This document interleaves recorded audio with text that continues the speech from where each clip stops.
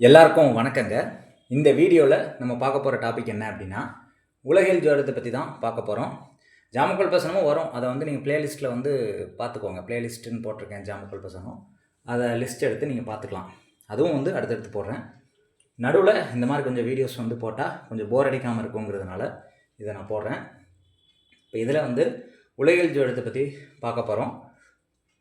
அதாவது சத்ரு நட்சத்திரத்தை பற்றி பார்க்க போகிறோம்.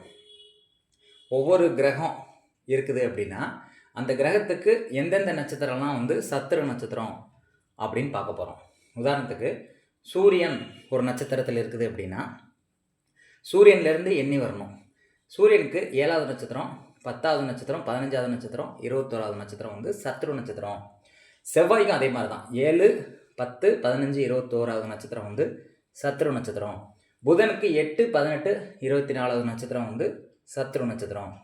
குருவுக்கு 7வது நட்சத்திரமும் 9வது நட்சத்திரமும் சத்ரு நட்சத்திரம்.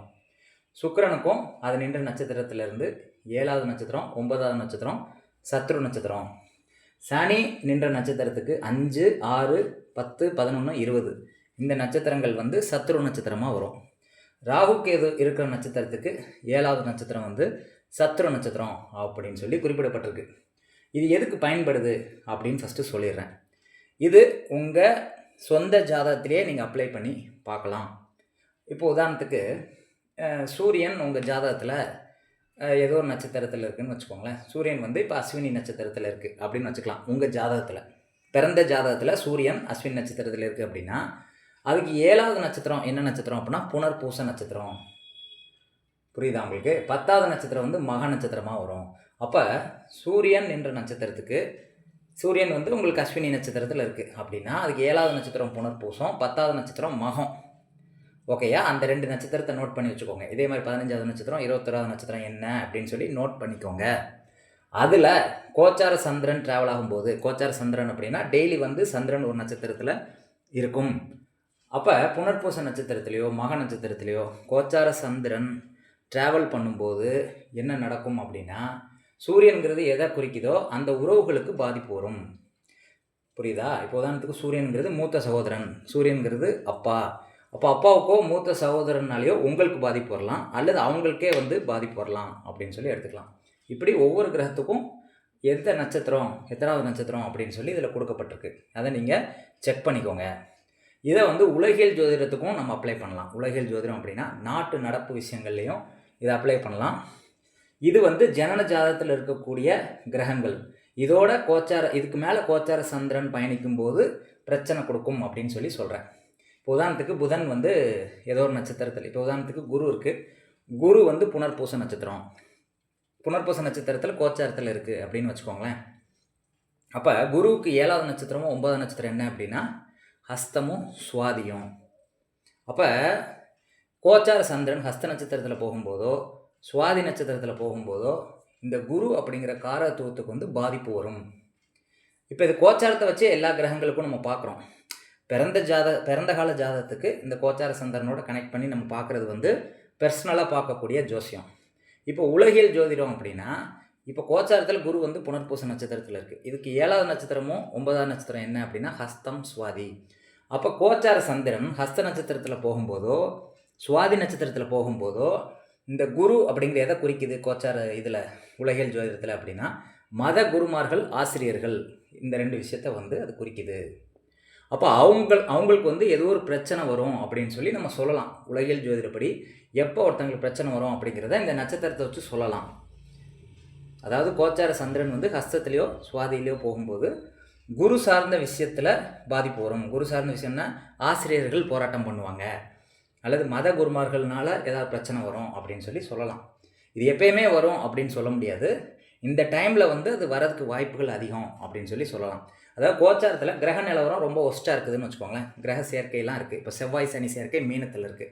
அந்த மாதிரி ஒஸ்ட்டான சேர்க்கை, ஒஸ்ட்டான பார்வை இருக்கிற டைமில் கோச்சார சந்திரன் இந்த எதிரி நட்சத்திரத்தில் ட்ராவல் ஆகும்போது அந்த பாதிப்பை கொடுக்கும் அப்படிங்கிறத நம்ம தெரிஞ்சுக்க முடியும்.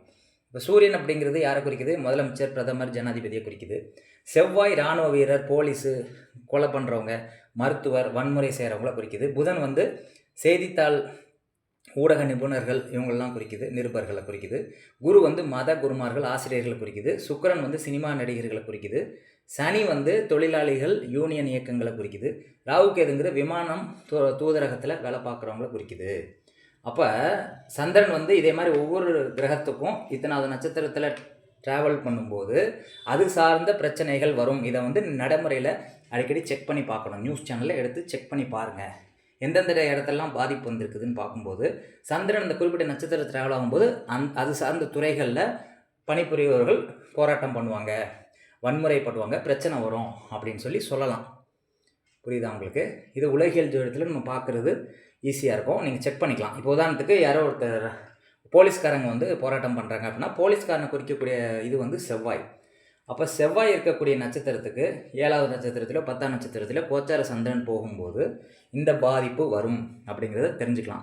அந்த பாதிப்பு கண்டிப்பாக வருமா அப்படிங்கிறது எப்படி கண்டுபிடிக்கிறதுனா, கோச்சார கிரக சேர்க்கை நிலவரம் வந்து ரொம்ப பாதிப்புக்குள்ளாகுது.